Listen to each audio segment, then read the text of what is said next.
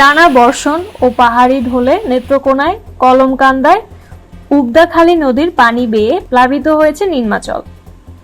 দুর্ভোগে পড়ছেন নদী পাড়ের মানুষরা। তাদের অভিযোগ, প্রতি বছর পানি এসে তাদের অত্যাচার করে, কিন্তু দেখার কেউ নেই। অনেকে এসে শুধু ছবি তুলে চলে যায়। বুধবার বিকেল থেকে বৃহস্পতিবার সকাল পর্যন্ত উগদাখালী নদীর পানি 4 সেন্টিমিটার কমছে। তারপরও বিপদসীমা 47 সেন্টিমিটার উপর দিয়ে পানি প্রবাহিত হচ্ছে।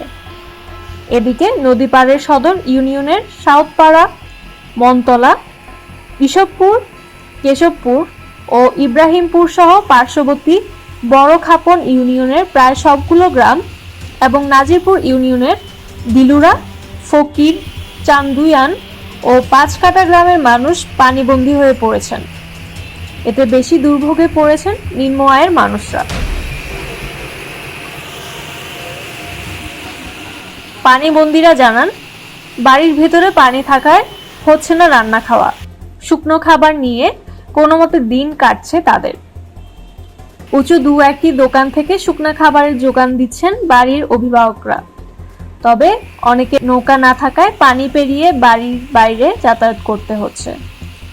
Desk report, Oishi.